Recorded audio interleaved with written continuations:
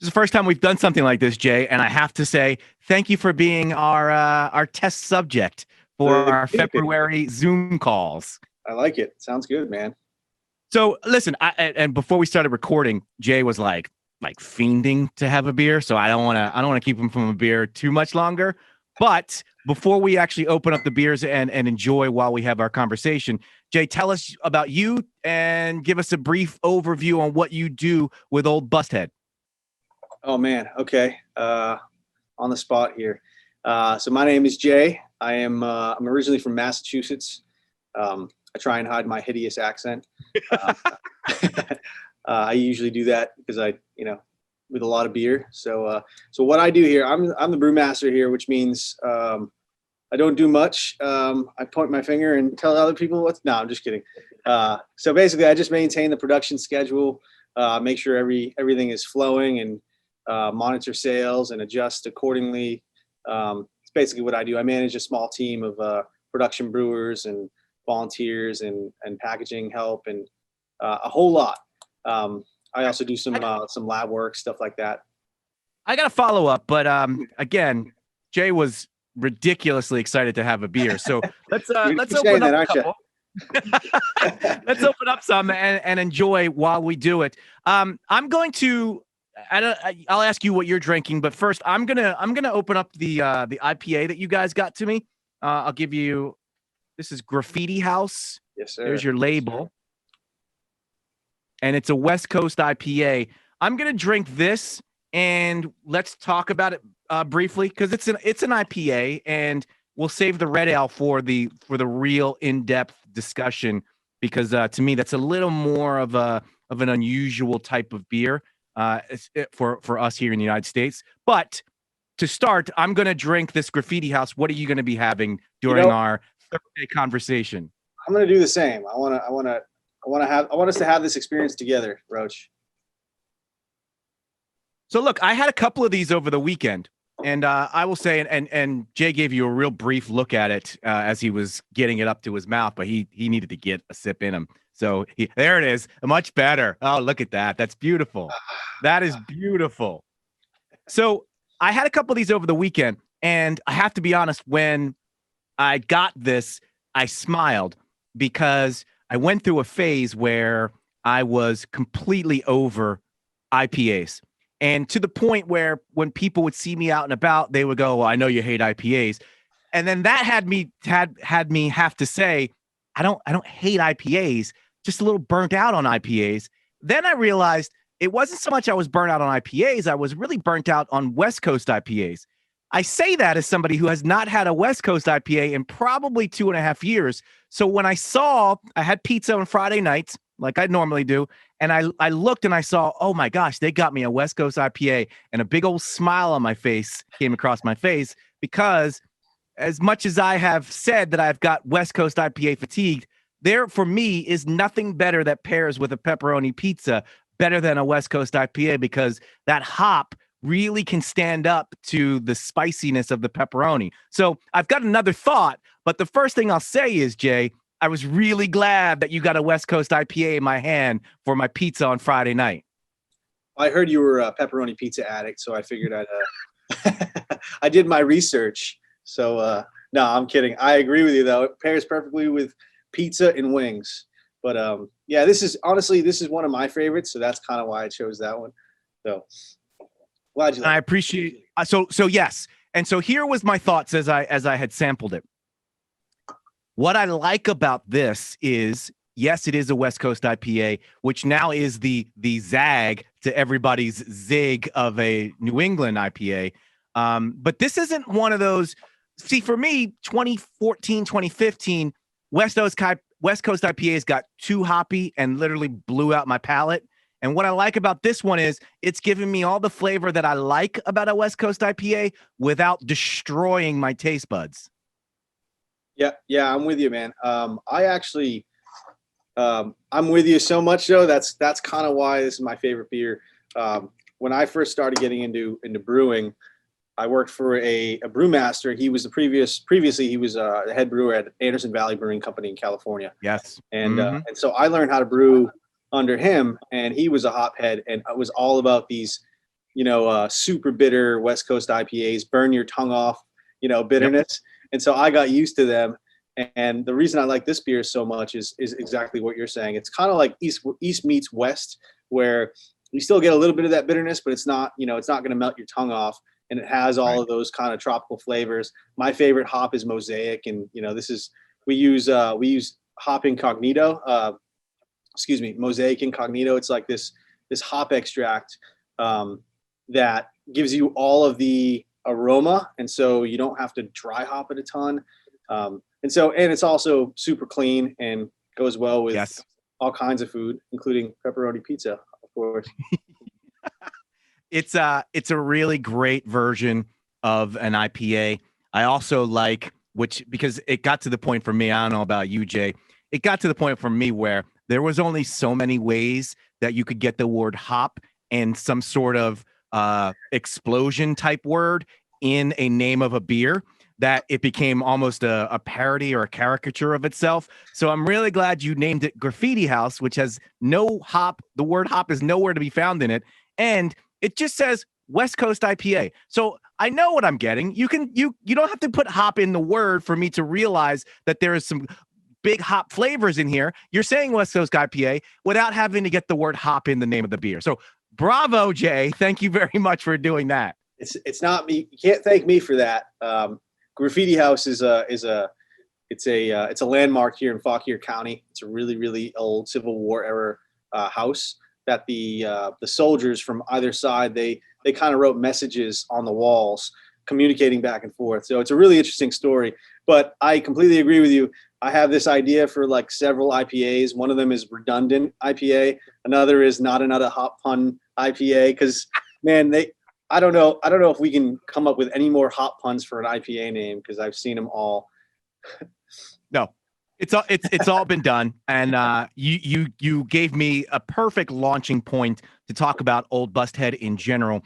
We talked about Graffiti House. Where is that specifically in your neck of the woods? What town? It's in southern Fauquier County, so it's closer to Brandy Station, I believe. So yeah, it's about 10 miles south of Warrenton. So how did a guy from Massachusetts end up in Fauquier County and specifically at Old Busthead? Man, have you been to Massachusetts? It's cold. It's chilly. It's cold. No, actually, my wife and I, we were living on Martha's Vineyard, a small island off the coast of Cape Cod, and so we lived there for several years. And I was brewing over there. And I wanted to change, and we started looking on a map, and I chose New Hampshire and Maine, and my wife chose Florida and Georgia, and so we picked Virginia because it was somewhere in between. Here we are, right in Virginia. If I had my favorite part of your answer, it would have been Alaska. Oh, geez, wow. Okay, so you don't mind country living? I like that. I don't mind wilderness living. Yep, and I just started looking and found something that suited me and came on down. I love the fact that your Massachusetts didn't flare up only when you said the words Martha's in Martha's Vineyard and Cod in Cape Cod. It's the only time I could even tell that you had a Massachusetts accent as you were giving me places in Massachusetts. I'll try and keep. Just wait till if I had my father with me, I'd sound like a total Bostonian. It's like me. I'm from Philly, and my Philly flares up when I'm at home with my family in Philly, and I'm just immersed in the accent. Yep, absolutely. So you're not an Eagles fan, are you? So anyway, Jay, let's talk about Old Busthead. Give me some of the history of the brewery and when you came aboard. Sure. Yeah. So we've been around since 2014. Our tap room has been around for not as long. Before we were a tap room, we were selling. We had like a kind of a pop up in our production area where we'd sell the beer. I came on board as a bartender, just a part-time bartender, as I was brewing somewhere else. I came on board in 2016, and I fell in love with the people. I mean, the company. It's an awesome place. It's an awesome tap room that we have here. And so when the opportunity presented itself, I jumped on board to helm the production area. Excuse me again. I'm sorry. It's my first beer of the day, you know, Jay, Roche. So I was gonna say, Jay, we're drinking beer. You can feel free to just let it go. This is literally a conversation about beer. There's gonna Right. be some belching happening. Well, in that case, no. So Let it I just loose. I fell in love with the company, and you know I've been working with all these guys since 2016. So it was naturally when the former brewmaster retired, you know I saw it as a great opportunity, so I jumped on board. And so that was I've been here I for wanna about a year now. So since March 2020, right I when want to ask a little more about Old Busthead, yeah. but you kind of brought up an interesting. When I asked you your job, you said brewmaster, and I thought to myself, okay, well that's all you really have to say. Then you went on to explain what your definition of brewmaster is, and it's so much broader than when I talk to head brewers, brewmasters of other breweries. It seems as if you do a lot more than just brew beer. Was that something that you always wanted to do, or it just kind of the job evolved into you taking on a number of these roles outside of actually brewing beer? Yeah, absolutely. It definitely evolved into. I mean, previously I was strictly making beer, and that's about it. You know, and so I like Mhm. the fact that it's evolved from standing in the brew house to doing all these other things. I enjoy it. I've had to learn on the fly several times, which is perfectly fine. I love doing stuff like that, and so yeah, doing things in the lab, for instance, I kind of had to teach myself that. I've had some experience with that in previous jobs, not to the extent of what I'm doing now. Um, so yeah, I mean, I love the fact that it has evolved, but it wasn't my intention and it wasn't my goal. But I've enjoyed it. It's fun to know other people's like different roles, and then that makes you more versatile. And then if the you know what hits the fan, you're like, okay, well, we're not done here. I can handle this and this. So it's to me, I love being versatile as well. Not so much to do all the jobs, but to know how to do the jobs in case I need to be plugged into one of those jobs to keep the machine moving along. Yeah, absolutely. And again, it's just like I mean, I'm a manager, so if, like you said, if something goes wrong, Right. I have to be able to jump right in. And so it keeps me on my toes, and it's been a fun experience. So tell me about Old Busthead. What's the philosophy, the kind of the mantra of the brewery? I have heard of Old Busthead, which is not something that I can say about a lot of the Fauquier County breweries. But the fact I say that, like, okay, I'm in Montgomery County, Maryland. If Old Busthead has the name has kind of made its way up to Montgomery County, that's a good sign. What does Busthead kind of hang their hat on? You know what? The reason I love this company, the reason I fell in love with this company so much is the atmosphere. Oh, Busthead is super super laid back. We're not trying to be pretentious. It's the tap room itself is family friendly. I know that sounds crazy for a brewery, but it's not like it's not like a circus in here. But no, we're kind of we're a team. We're really laid back. The whole brand is it's subtle, it's clean, it's exactly what we do with our beer. We don't want to go too crazy with it. We don't want to act too pretentious. Um, yeah, it's fun, it's inviting, and it's for everyone. That's my take So on it. now bring it. Well, I mean, you're the brewmaster. I would assume you have a good handle on what the take of the philosophy of the brewery is. I hope. True, all true. So let's pull it back even further. I have drank in many counties, and a lot of the things that these counties kind of hang their hat on is the unity amongst the breweries within the counties. Is that true in Fauquier County? Yeah, absolutely. There aren't many. We don't have many breweries in Fauquier County, and so we all know each other by name, and we collaborate. Actually, I've worked at several of them. And so I'm good friends with a lot of them. There's a couple right down the road in Warrenton Town Center, and one of them is good friends of mine. So yeah, I mean we are. It's a team. It's not like I mean if we're going to talk about that, it's more of like the industry as a whole. The brewing industry is super collaborative. Right. Everyone's willing to help, and which is one of the reasons why I chose to be a brewer. It's such a fun and inviting and collaborative atmosphere. So yeah, totally. It's the same with Fauquier County for sure. Kevin at Powers is always willing to help, and there's so many really cool brewers in this area. I want to talk about specifically the town. As I said, I've heard of Old Busthead. This is my first chance to sample the beers, but I really, and this might be a little embarrassing for me to say, I've not heard of Vint Hill, Virginia. So what's the vibe in Vint Hill? What's Vint Hill all about? Well, you know what, man? In Massachusetts, everything's cut and dry. There's your town, and that's where you live, and the county is kind of, you don't even talk about. But in Virginia, it's a little different, where you have these little collectives of like unincorporated villages, and so for me it was a little confusing. But anyway, Vint Hill isn't really, it's part of Warrenton, Virginia. Okay, and so then I've heard of that's okay. Now I don't feel as bad now, because I was like, God, I've sucked. I don't know Vint Hill at all, but I totally know Warrenton. Okay, good. Tell you, man, Virginians, they're crazy. So anyway, Vint Hill is it's a small part of Warrenton, Virginia, smack dab between Warrenton Town Center and Gainesville. And Vint Hill it used to be an army base, or I'm sorry, a military base, where they would, and in the building that we're sitting in, they used to decode like codes from World War II. So it was like a kind of a secretive base here. Wasn't much. There weren't many houses. It was just a bunch of buildings that, barracks.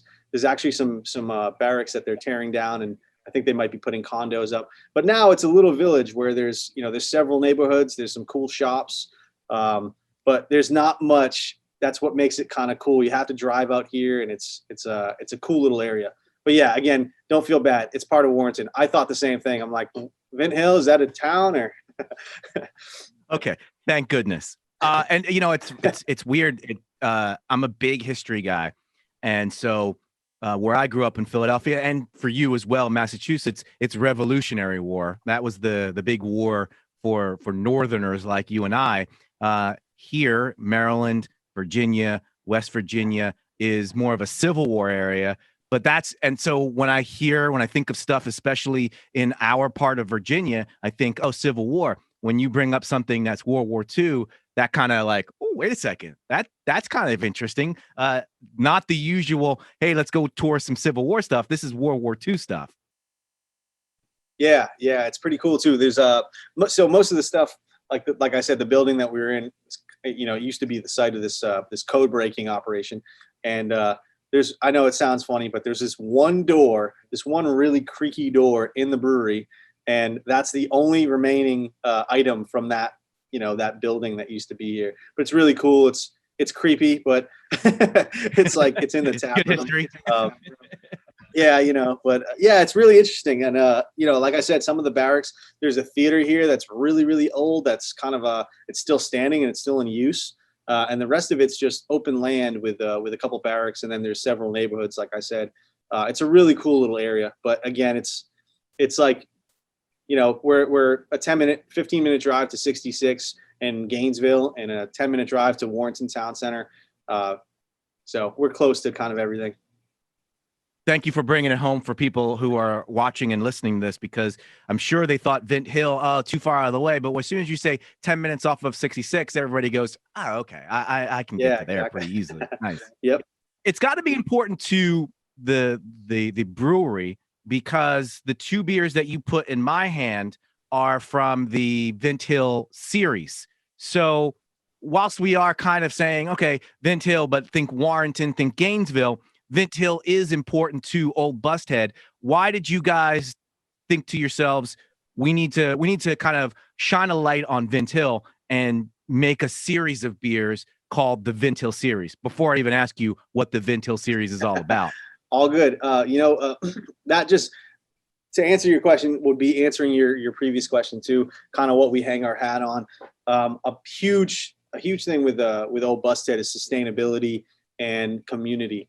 And as you'll see, the Vint Hill series is just, we want to shine a light on Fauquier, because it's an obscure kind of county that doesn't get much love. Everyone likes Loudon, but Fauquier is just as cool. So I love that. I love that.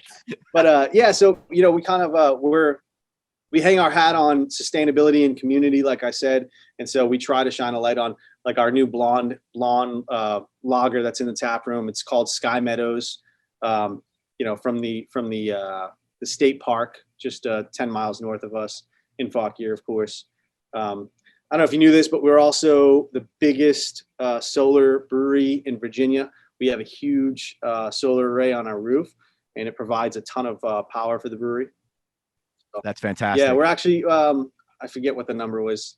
I should know this, but I think we're number 18 in the country, I think. That is awesome. That is awesome. Yeah. So what is the Vint Hill series? And when I ask you that, what I really am asking is, how do we decide what beers, what styles go into the series that we're trying to kind of establish? Sure. Yeah. I mean, the Vint Hill series is basically 3 of our flagship beers. And, we distribute several beers, but these ones specifically are kind of just shining a light on, like the Graffiti House, for instance, and the Vixen, of course. But so it's not really, we're not really focusing on the series anymore as like a, yeah, there it is. Can we crack that open yet? As soon as you were finishing your answer, I was cracking this open. So listen, Jay, I don't want to rush you along, but how about you just wrap up this answer already? You know what? The Vint Hill series is great, and we love Vint Hill, and there you go. And now we've opened the Vixen. So let's talk a little bit about this before we wrap up. What made you make one of your flagships? And by the way, I love when this happens. Everybody needs an IPA as their flagship, and I get it. That's what sells. That's what pays the bills so that you can have some fun with some other different styles. Everybody has to make some sort of an IPA. What made you decide to make a red ale as part of your flagship line? Because I love the idea of going, you know what, here's your IPA, but this is what we love as well. Yeah, man, I love this too, and I love this beer so much. And honestly, Roche, this is the Vixen is one of our top sellers. It's actually, oh, that looks beautiful. It's a beautiful red color, so it's a beautiful red ale. So this beer it's actually one of our top sellers, and it's a huge taproom favorite. It's constantly every week. It's a top seller in the taproom. I love it. It's super. It's roasty. It's caramel. It's toffee. It just won at the GABF. It won bronze at the GABF for the Irish Red Cap. Congratulations. Thank you. Congratulations. Well, other people like it too, I guess. It's not just the tap room. It's because sometimes it's like the tap room likes the offbeat one, and then everybody else is like, Yeah. But other people like it too. Yeah. Luckily, this one is a winner, and so I mean, when I came on board, I like to look at things and don't change something that doesn't need to be changed. And this beer is just, in my opinion, it's just a perfect everyday beer. Pairs perfectly with all kinds of foods. It's I really enjoy it because it's an easy drinker without being crispy or light, if that makes any sense. Like, it's got a lot of flavor, but it's not one of those things where there's so many flavors that you have one and you're like, okay, I'm good. This has got a good amount of flavor, but it still maintains an easy drinkingness to it. Totally, completely agree. Couldn't have said it better myself. You want a job, or you want to? Well, if you need a spokesperson, I would love You're great at that. to make my way to Vint Hill. So listen, as we wrap up, we've got to talk about pandemic, unfortunately. I would love to be doing FeBREWary the way we usually do, which is we make our way down to Warrenton. We set up in the brewery, in the tap room. We broadcast live between 3 and 7. We have people come in and we hang out and we talk in person, and we drank 3 or 4 different styles of beers over the course of 4 hours. Pandemic has made that impossible. we're doing the best we can with this Zoom call and making sure people can see it at DC101.com. And I'm really hopeful that people can make their way to Vint Hill to check out Old Busthead. But how are you guys dealing with the pandemic, and how are things, and how have you adjusted to this reality that we're in for the hopefully near future, but not forever future? Yeah. Excuse me. Yeah, we've had to do all kinds of things, and obviously, like everyone else, it's super difficult, especially when winter rolled around and it's frigid outside, and the only people standing outside are the northerners. But yeah, we've we've had to. It was easy. It was easy in the summer, though, wasn't it? Like, I don't say easy, Totally. but you could make your way in the summertime. We just put some stuff outside and we set it up there. Now, like literally, as we record this, there's snow on the ground everywhere. It's a little hard to sell the outdoor experience. Yeah, totally. And what we've done, we have some like umbrella heaters outside, which are super efficient and work really well. We have fire pits outside now. But we still have it's a pretty roomy tap room, but obviously we have to spread out and move outside if we get super busy. But we've had pretty good luck with people sitting around the fire outside. And right. So we've expanded our outdoor capabilities. So most of our parking lot is now a extra seating and sitting. Sorry. I like how you said you didn't say it, and I wish you had because it was fantastic. Our parking lot is now our tap room. I love that. What happens when you drink? That's what you got to do. Exactly. But that's what you got to do, though. I mean, you have to be able to adjust. And I got to be honest with you. I as much of a northerner as I am, I hate being cold. But we recently my wife and I did a fire pit with a couple of friends of ours who we haven't seen in a while. And we were across the fire pit from each other. And I was like, you know what? I'm just going to wear 3 layers. And I'm going to sit here because I haven't seen my friends. And I want to enjoy it. And we sat around, we drank beer. It was cold, but I wasn't cold because I had layered up so much, and the fire pit / heaters that you guys have. As long as you dress appropriately, it's not the worst thing in the world. Totally. Completely agree. Yeah. You know what? And it's only, we're already in February. It's only a couple more weeks. Don't listen to that dumb groundhog. Right. I like that you slid in a groundhog reference to the conversation. Nice. Don't listen to that groundhog. He doesn't know. He's a groundhog. He's literally an animal. I mean, doesn't even have thumbs. So I think the point is, if you can, why don't you check out Old Busthead during this time, and then obviously when this is all over, you're gonna want to be getting out. So make sure you get Fauquier County, and especially Old Busthead, on your list of places to go. If we're looking to find you guys on socials, where would we go? Give us the Twitter, Instagram, Facebook. Yes, sir. It's at Old Busthead. Actually, just across the board. And Facebook is same thing. Old Busthead Brewing Company. Yep. Instagram is kind of our I usually go to Instagram. I don't usually go to Twitter and whatnot, but we do have all those things. I agree. I'm with you. And by the way, before we really say goodbye, much like, as a radio DJ, the thing they tell you is never ask a band where they came up with their name, because that's the most cliche question that you could ask. The same thing is true with breweries. You never ask a brewery where they came up with their name, because that's literally the question that they ask all the time. And it's the worst question that you can ask because they've heard it so often. I'm not going to ask you it, and I don't want you to answer it. Just know in the back of my mind, I'm thinking it's a really cool name for a brewery. I wonder where they came up with it. But Jay, don't even answer it. Don't even attempt to answer it, because I don't want to know, because it's cliche. The last thing I'll ask you is you guys have talked about distribution. You've talked about your flagships. Where can we get Old Busthead if we can't make it to Vint Hill? Where are you guys at in my favorite beer and wine stores? Yes, sir. Yeah, we're at Wegmans, Harris Teeter, Giants, all across Commonwealth. We're also in Maryland and DC. All the big stores. 7-Eleven we're at. We distribute all over, except maybe in Roanoke. I think we're trying to branch out and get down there as well. And to answer your question, the question that you were asking about our name. Don't answer it. Don't answer it. Don't All right, answer it. all right, fine. Do not answer it. Do not answer it.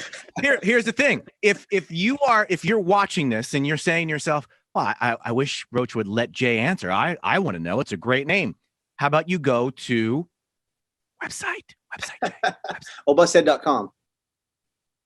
Go to oldbusthead.com, and I'm sure they've got the story of their brewery name there. Am I right, Jay? Absolutely, man.